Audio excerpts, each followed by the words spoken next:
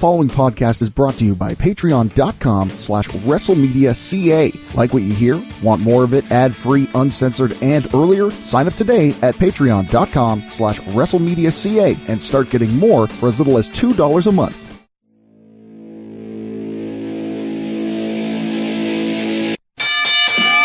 Ladies and gentlemen, it is now time for your main event, where news and opinions on the sport of kings collide. WrestleMedia is proud to present The Wrasslun Show. Welcome to The Wrasslun Show, part of WrestleMedia, where everything is wrestling, and wrestling is everything. I'm at Adam Conta. Matthew Sukram is on vacation, and so am I, kind of. You may notice things sound a little bit different this week. I'm not at Casa de Conta, recording as I usually do. I'm actually in my childhood home, here in beautiful Napanee, Ontario. That's actually a little shout out to this week's guest, Jimbo Jones, who you're going to meet in just a little bit, and you're going to have the pleasure of meeting him. He's a great guy. I love him as a wrestler and as a person. He's a fascinating individual. I can't wait for you guys to hear his story and learn a little bit more about Jimbo. We had an opportunity to sit down before the Rock Solid Wrestling Anarchy and Angus 17 Homecoming show. Just rolls right off the tongue. Although it was a pretty appropriate title, it was a homecoming for Crazy Steve, who was there back in his hometown of Angus. He hadn't been back wrestling there for a couple of years. I think that was because of visa issues, because I think, look, I could be wrong about this. The person who should be answering this question is just Jenny, because she lived in the States for a little while, so she would know some of this stuff. But essentially, I think the idea is you live in the U.S., you can't go back to your home country for a while. Like, you have to stay a minimum of a certain amount of time, and you certainly can't be working there. Maybe I'm wrong. I don't know. I've heard of other wrestlers going back and forth between the two countries, but maybe they're not supposed to. I don't know. I honestly have no idea. I'm not an immigration officer. I'm a podcaster, and I sell insurance in my day job to support these podcasts. So I'm not the guy to answer that question. I went off on a bit of a tangent there. The point I was making is that I had a great time in Angus with Rock Solid Wrestling, as I always do. I'm always honored when they ask me to come and yell wrestlers' names into microphones really loud, which just is basically my way of saying ring announcing, which I had a blast doing. I actually had a really great time with one of the wrestlers in particular. Ironically enough, it was Jimbo's opponent for the night, El Toro Birdo.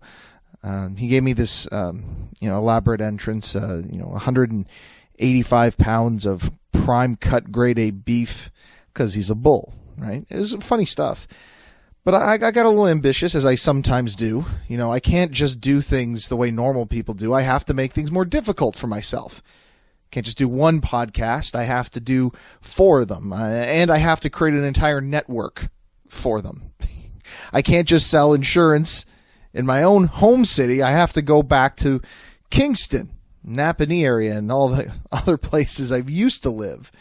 Got to make it more complicated. Got to make it more difficult on myself. So how I wanted to do that in Angus was to do El Toro Birdo's entrance in Spanish. And I did that with a little help from Google Translate. I was able to pull that off. I don't know if it was any good.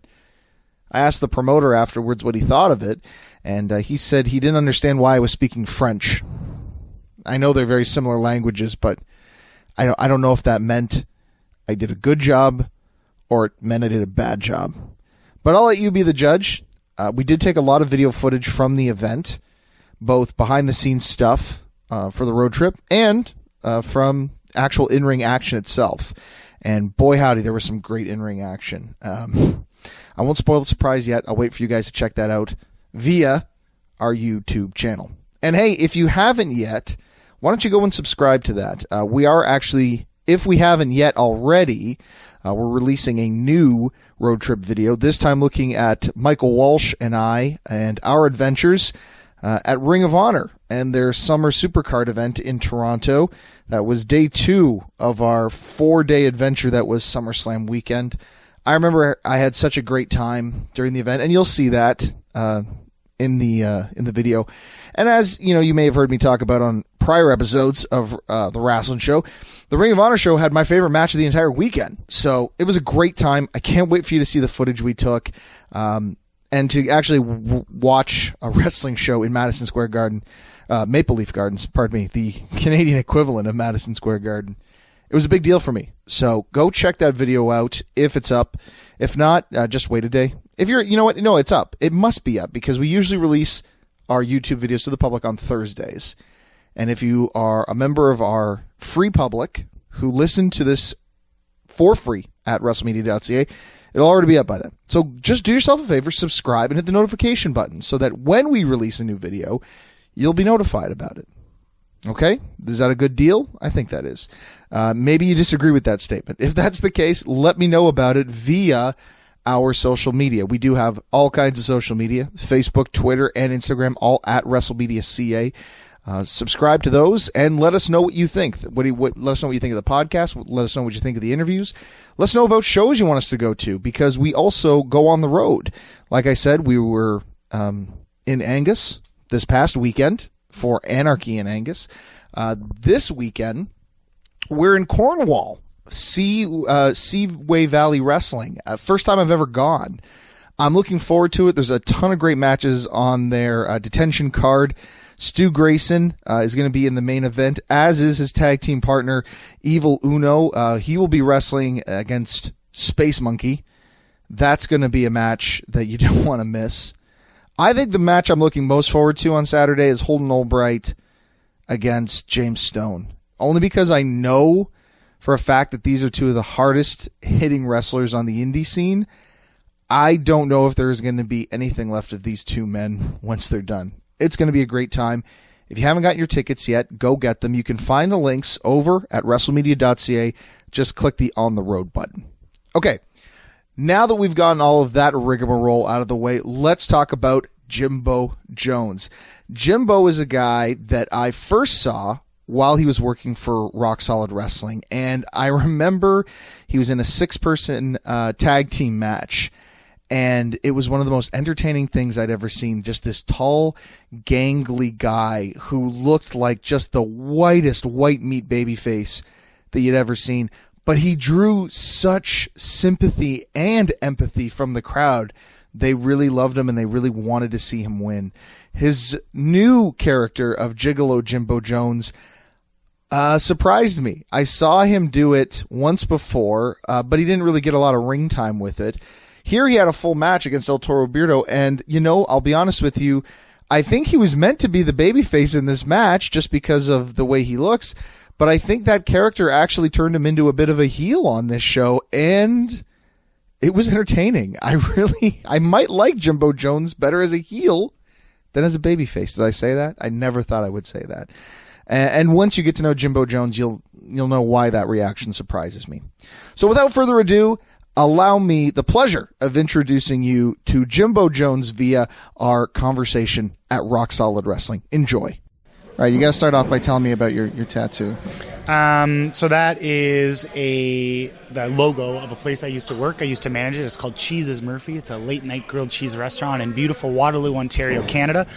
For those that can't see it, it's a man's body with a cheese head and mustache and glasses. Two of my best friends, Mark and Celine Lecomte, own it, and they've done everything for me in my life, so I figured I would just get it memorialized on my body. Did you guys take inspiration from head cheese? I don't know if I'm misunderstanding, because when I think about head cheese, I think about a pig's head that's been cooked for far too long and stuck all together in a nice slurry deliciousness. My apologies. It was a really dumb reference to the Al Snow, Steve Blackman tag team from the 2000s in the WWF. My bad. More often than not, people think that I'll get references. I don't know why. I think maybe I just look like I will get them, but I never get it. Well, why not? Here's the question then. You're a wrestling fan, though. Obviously, you do what you do, right? Mm-hmm. How big of a nerd would you say you are on a scale of 1 to 10? In terms of wrestling, man, this is going to sound rough, but I'm probably about a 6. And that's not rough. I mean, because that's the thing that makes wrestling great is that there's people from all different walks of life in the business, right? Which is I love, and I think that's cool. I mean, if it was nothing but nerds, it'd probably just be guys like me in there, and it wouldn't be entertaining. It's certainly not nearly as entertaining as your matches are. That's for sure. I don't know if you can call them entertaining. There's certainly something, but well, I can and I will because I've seen them and I've been a part of them, and they are incredibly entertaining. Oftentimes, they're one of the most entertaining things on the show. So don't you poo-poo your own talents there, Mr. Jimbo Jones. Thanks, Ann. That means a lot. So how did it all start for you then? So because you said you're about a 6. Yeah. So I'm kind of curious about that. I'm 27 years old right now, and I've been wrestling on shows for about a year and 2 months at this point, which means that I've been training for like in the realm of 3, but I really didn't get interested in wrestling until I was like 21 years old or so like pretty late in life. My cousin was really into wrestling when I was a kid, but I took sort of my mom's advice when I was a kid, and she was like, oh, it's stupid, it's fake, it's whatever. And me being, 5 years old, I was like, yeah, my mom's right. It's like, she's got to be right. It's fake, and that means I'm not interested in it. And then once I can I talk about whatever I like? Absolutely, man. Cool. So once I turned 21 and started smoking weed, I was hanging out with this guy, Timmy Chandler. Shout out to Timmy Chandler. He's the reason I'm a wrestler. We would smoke a bunch of weed, and he started showing me wrestling stuff. And the first thing he showed me was the CM Punk documentary. And first of all, can you at least appreciate the irony of the fact that you were high while watching a documentary about a guy who was notoriously straight edge? Well, the weird thing about it was that I was straight edge for like the majority of my life up until about 21. Right. And I was really involved in the Kitchener-Waterloo punk rock scene. So when I saw the CM Punk documentary and I saw this guy who could essentially just be my buddy that I see every Friday or Saturday, or like we were in Timmy's house and there's a bunch of these punk dudes that live there, and like CM Punk could have just been the guy that lived downstairs. And that really sort of clicked and resonated with me, and I was like, oh damn, like wrestling's kind of cool. And so like the straight edgeness almost like drew me into him more, and it was because of that documentary, because of Timmy, and because of CM Punk that it like drew me into wrestling. And then from there on, it was like it was off to the races. So when I say that I'm like a 6 in terms of a wrestling nerd, that means that like I'm really interested and invested in contemporary wrestling. But when it comes to anything that came before, like, it's got to be 2012, 2013. I've got no idea. Like I know who the greats are, but when guys are like, oh yeah, Hogan, Steamboat, WrestleMania 2000 and whatever. Finish it, because I'll tell you something. That match didn't happen, but I wish it did because of what you just said. I kind of wish that did happen. Fact check it. Somebody's out there. It's got to have happened. Hogan, Steamboat, WrestleMania 2000, whatever. That's the main event anywhere in the country, man. 2000 expletive, whatever. But yeah, like I don't have those kinds of memories, and like I don't have stuff to recall from the past from wrestling. So everything that I do and everything that I'm interested in wrestling is kind of what I do now and like what's happening now. See, and this automatically makes you one of the more interesting guests we've ever had on the show, because the typical story that we hear is, oh God, I loved it since I was a kid and I grew up watching it and then I was inspired.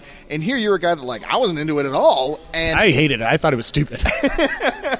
I mean, you're not wrong. Wrestling is stupid in a lot of ways. Very stupid. But you just have to be, Jimmy Hart once said it best. He said, you either get it or you don't. Those who get it need no explanation, and those who don't get it, no explanation will ever do. Totally, 100%. And you have kind of embraced the fun side of pro wrestling. Like, you definitely have a serious side, and you can be, and you are a wrestler to be taken seriously, but you certainly seem to be having a lot of fun when you're out there. Like, we're here tonight in Angus. We are recording this right before... Beautiful Angus, Ontario, Canada. Right before the Rock Solid Wrestling Show. And you're coming out there with your Gigolo Jimbo Jones gimmick. So first of all, let's talk about that. For those who've never seen you, Jim, maybe describe yourself, what you look like, because I think people have to understand you are not like your predecessor that you're named after, Gigolo Jimmy Del Rey. You don't quite look the same as him. So, well, maybe you got to go back a year and a half, 2 years ago to the Rock Solid Wrestling history, and there was a young man by the name of Playboy John Atlas, and he's just jacked, shredded to everything. It's wonderful. I want a great cheese on his abs and make some nachos. Thereby making sure that you yourself never have said abs. Certainly, that segues perfectly into my physique. I am 6'5", 190 pounds at the moment, and I look like a twig. I work out as much as I can, but it's never enough. But if you were to think of a gigolo, a male who uses his body for income, my physique is certainly not what you would think of. But in a way, that's kind of perfect, because technically you are a man using your body for income.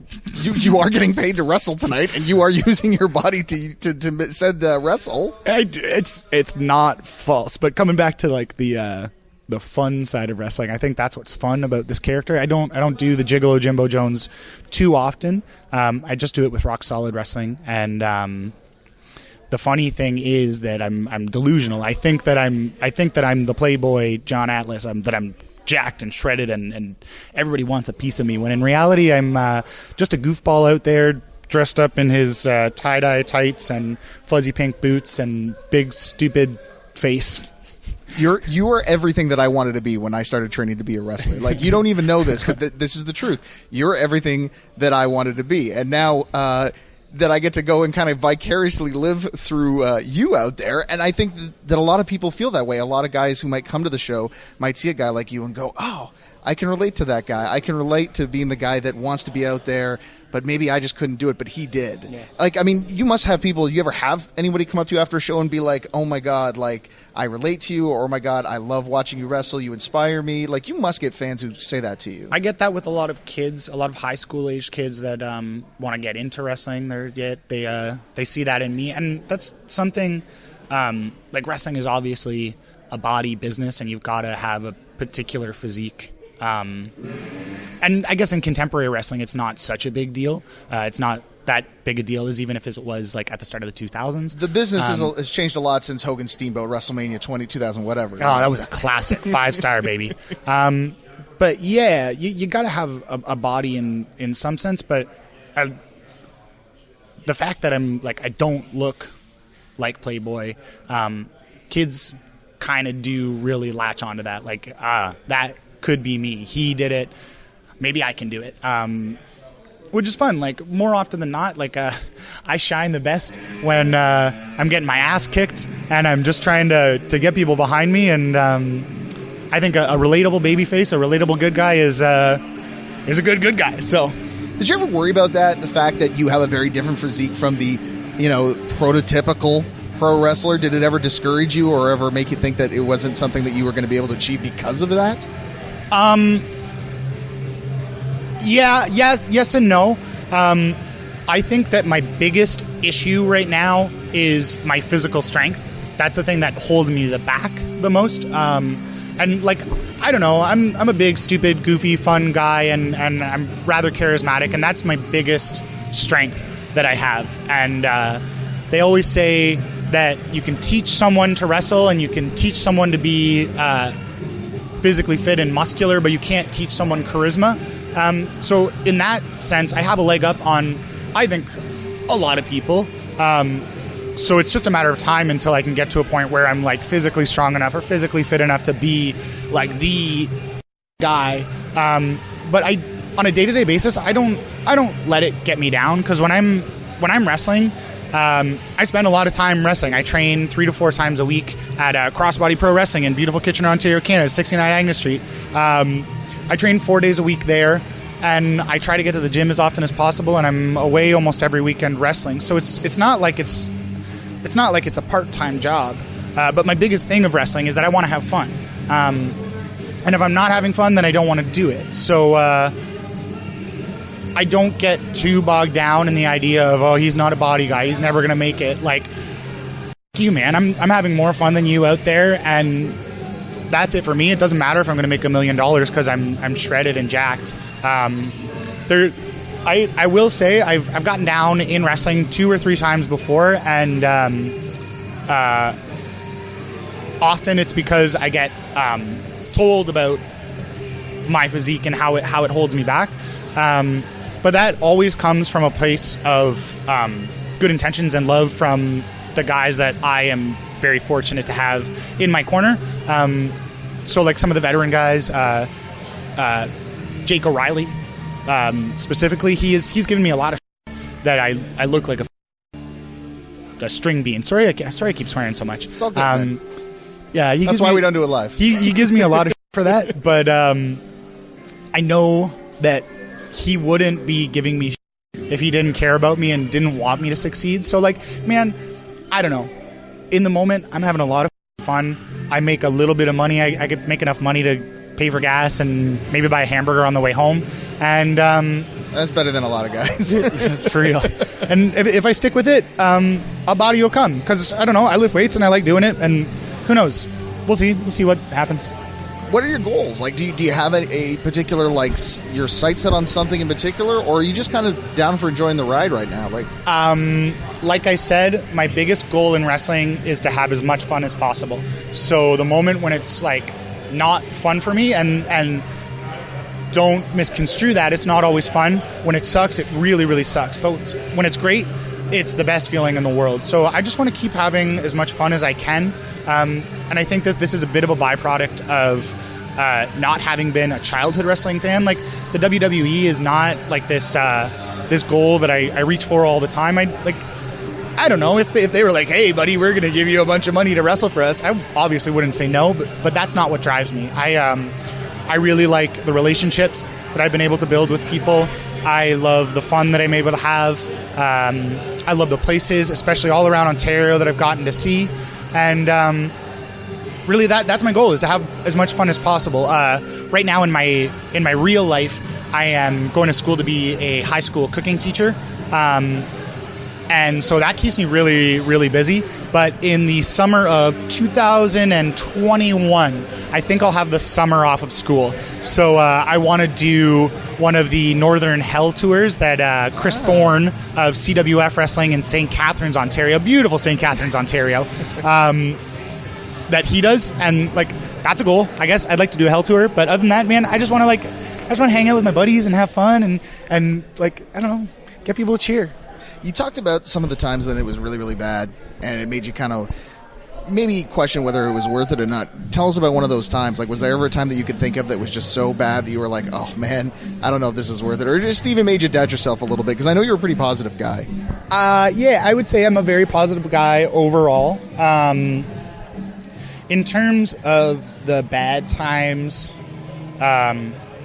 one really sticks out in my head, and it was I'm here with Rock Solid Wrestling right now because I do wrestle on their shows, but the way that I got in is by being the ring crew. So I wrestle at Crossbody Pro Wrestling in beautiful Kitchener, Ontario, 69 Agnes Street, and I rent a truck, and we take down our ring, we put it all in, we drive to wherever the show is. Today it's beautiful Angus, Ontario, which is a 2-odd-hour drive from there. We set up the ring, we set up the chairs, we set up the guardrails, all the lights and everything. We wrestle, we take it all down, put it back in the truck, take it home, and then do it again the next day or next weekend or whenever that happens to be. So all of that involved really is physically strenuous and taxing. And there was a particular show that we did a couple of months ago, and we didn't really have any help. It was just me and one other guy doing the ring, which is the worst. Like, imagine trying to set up a wrestling ring, just the two of you. There's a bunch of steel, a bunch of wood. It sucks. So I was already a little bit, like, physically downtrodden, and then I had just had this a talking to about my physique and how it was really holding me back. And that was just like a mental kick in the that I didn't need right at that point. Of course I needed it, and it was coming from a place of love, and because of that, I'm like moving forward and becoming a better wrestler, becoming a better person, whatever. But in that very moment, I had gotten up at 7 a.m. and I had to take the ring there, and we set it up, and then we wrestled, and I got shit on, and then we had to take the ring down still, and then I still had to drive home for another 4 hours. So I spent that 4 hours just dwelling like, I hate this. Why am I wasting my time doing this stupid thing that I'm just going to get on for doing it? So there's moments like that really suck. But like I said, for the most part, like, a lot of the people that I've met in wrestling aren't just going to on you for no reason. And if they do, then they're a piece of shit and they're not worth your time. The guys that I wrestle with and that I'm involved with all have my best interest in mind, and I have their best interest in mind, and it's very mutually beneficial. So like I said it earlier, but with wrestling, when it's bad, it's bad. But when it's great, it's the best feeling in the world. All right, so I don't want to be a total drag, so let's talk about one of the highs as well. We talked about a really low moment, but could you maybe bring up what's been your greatest moment in wrestling, or just a moment that just made you go, yes, okay, this is why I'm doing this? I have two of those moments in wrestling. Please say them both. And both of them involve Cody Deaner. I've wrestled him a couple of times at Crossbody, and eventually we ended up becoming a tag team. And together he and I beat the Dirty Vets in Kitchener for the tag team belts. Beautiful Kitchener. Yeah. We won the tag team belts, and when I made the pin, Kitchener, I call myself Kitchener's favorite son, rather, for a reason, because Kitchener loves me and I love Kitchener. And when we won those tag team belts, the just insane cheer and like energy in the room, the people just so invested in Deaner and myself that we had like overcome this thing and won these belts. It literally made me cry tears of happiness. I was just standing there with this belt beside this guy who I don't know what he would say, but I consider him a mentor. I consider that he hasn't like maybe necessarily taken me under his wing, but I have taken his wing and put it over top of me, whether he likes it or not. So I cried tears of happiness in that ring, and then I don't remember if it was the following month or 2 months afterwards that we lost the tag team belts, and I took the pin that time, and I had been hit with Notorious TID's finisher, the Notorious Muscle Buster. Easy for you to say. Yeah, the Muscle Buster. And when I got up, I couldn't move. I was just looking around, and I saw some kids at Crossbody who were literally crying. So when I won them, I was crying myself. And when we lost them, there was people that were so invested in me and this weird form of art that I do in front of them, so invested in this story that we were telling, that they were crying tears of like despair. And it's a little sadistic that I say that one of my happiest moments in wrestling is watching children cry. But just imagine doing what you love and someone is so invested in it that when something goes wrong, they cry tears for you. Even if you work at like Tim Hortons, man, you make the wrong coffee and somebody's like, "Oh my, I feel that." It's nuts. I mean, you're right. I mean, it does sound a little sadistic, but the truth of the matter is that like you were able to affect somebody on an emotional level, and that's something that's pretty powerful. And not a lot of people can say that, right? And like you said, with your art, and obviously going back to your beginnings, like you were into the punk music scene, and a guy like CM Punk, that inspired you to get into the ring. It's clear that you're the kind of guy that would take pride in that sort of thing, and that's a wonderful thing. It's one of the reasons I love watching you wrestle. We are going to have to wrap things up here because you have to go get ready for your matchup. 100%. This is going to be, I'm sure, a multi-part episode. We're going to have you back on the show, I hope, sometime. I hope you come back. Before you go, though, since you're working in culinary, I have to ask you, favorite post-match show snack? Ooh, the thing that's a bummer is that when you're on the road, there's very not often places open. Right. So like I'll eat McDonald's. I like a McDonald's on the way home from a Rock Solid show, but there is a restaurant in, this is a fun story. I'll make it real quick and real brief. Hey, you go as long as you want. You're the one that's got to fight tonight. I'm just yelling guys' names very loudly. Jimbo Jones! That's exactly how I'm going to say it tonight. There is a restaurant in my hometown, Waterloo, Ontario, called Harmony Lunch, and they've got what I think to be the best chicken sandwich anywhere, really? Fried chicken sandwich. And so when I had my very first professional wrestling match, it was in June of 2018. After I had that match, I decided I wanted to go get a chicken sandwich and some fries. So I went to Harmony and I got that. And the person that was serving it to me, she was like a young girl about my age, short, blonde hair, glasses. She was back in the kitchen, and she made a point of bringing it out to me and giving it to me. And I added this girl on Instagram the next day because Harmony Lunch had posted about her in their story. And whatever, we were chatting a little bit, and then I asked her on a date. And as of, July 13th, her and I have been dating for a year. So my favorite post-wrestling meal brought me the love of my life. Okay, so here's the deal. All right, next time, first of all, you're on the show, bring her with you, because I want to hear what it's like to date Jimbo Jones. Secondly, I thought that I felt bad for asking the chicken story, because I was like, that talk about the kid crying, it's such a beautiful moment to end the interview on. We really should just end it there.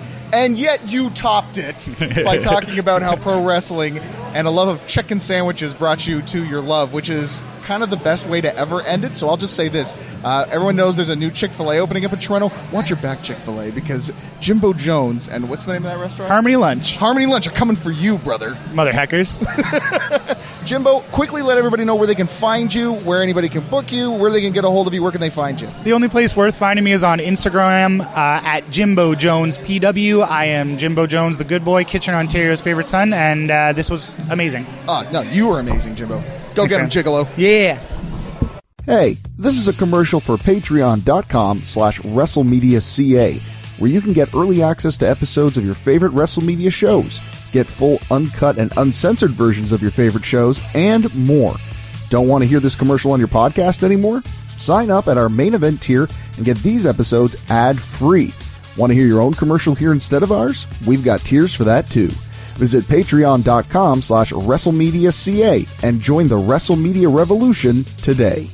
And there you have it. The good boy, Jimbo Jones, Kitchener's favorite son, beautiful Kitchener's favorite son. He's going to be doing some stuff coming up with Crossbody Pro Wrestling. I know they've got a show coming up early October. I want to say October 5th, their third anniversary show. Jimbo taking on the man that he considers his mentor, even if Cody doesn't, Cody Deaner. For what is, I believe, the third time. It's their rubber match. I can't wait to see it. I think it's going to be an absolute incredible show. So go and support Jimbo. Follow him on Instagram, like he said. He's a great talent, and he deserves your support. I love that guy. I really want nothing but the best for Jimbo Jones. So please go and seek him out and go pay money to the shows that he is on, because I would like to see that man become a success. He really deserves it. And if you've got some money to spread around, I mean, while you're buying wrestling tickets and supporting people, why don't you support us over at patreon.com/WrestleMedia.ca? Because if you do that, you get a little extra every single week here. For example, we've got something called the patron portion, which is available for those patrons who support us by throwing 10 or 20 or even more than that into our bucket every single month. So today, we're going to do something a little bit different. Normally we use our platform on Patreon to do a quick picks, which is a completely separate entity. This week has been so crazy, and because Matt couldn't be here, I'm just going to do my quick picks for Clash of Champions, which is happening on Sunday. So if you want to hear who I think's going to win, what I think's going to happen, my own little predictions for Clash of Champions. That's a different promotion and a whole different era. Go ahead and check that out by becoming a patron. It's that simple. You get all kinds of other perks. You get the episodes earlier. If you are listening to this on a Friday, you actually could have been hearing me yammer about this 2 days earlier if you had just put a few ducats in the bucket over at our Patreon. You could also get some merchandise. We go to these shows when we're on the road and we're wearing our WrestleMedia t-shirts, or they see people with our WrestleMedia t-shirts, some of our patrons, and they ask, hey, how do I get those shirts? How much are those shirts? And I tell them, they're not for sale. The only way you can get them is by becoming a patron. That's it. You become a patron and you get that shirt. At a certain level, of course. So check out all the levels, all the tiers we have at patreon.com/WrestleMedia.ca. Now, if you can't throw a few ducats in the bucket, we understand. There's other ways you can support us. You can give us a 5-star review if you listen to us on iTunes. Write a quick little blurb about what you like about the show as well. That helps us get into kind of the noteworthy section of iTunes. Maybe puts a few more eyes on us, which we could really use and appreciate. But even if you can't do that, maybe you're not an iTunes person. Maybe you're like, I hate Apple. All right, fine. To each their own. Just share the podcast. You've got all those social media platforms that we talked about earlier. Share this episode. Tell people, hey, you should have heard this Jimbo Jones guy on this show, the Wrasslun Show. It's a pretty good show. You should check it out. And then tell them to support us on Patreon, so that even if you can't throw a few ducats in the bucket, get them to do it. And that's really the best thing that you can do, is continue to listen and continue to share. Spread the word, spread the gospel, the Wrasslun Show gospel, as part of the WrestleMedia Church. Maybe that's taking things a little bit too far, but I said it. It's out there now, and I'm not going to take it back. That's going to do it for me this week. For everybody who is listening for free at WrestleMedia.ca, thanks. I appreciate you guys taking the time to listen, because time is sometimes the most valuable commodity there is. And as for those of you who have paid to play, so to speak, pay to listen, really, we haven't come out with a video game yet. We never will. We're not. No, that's just not going to happen. Unless somebody wants to dedicate their time to creating that for us, in which case I would say, what's wrong with you?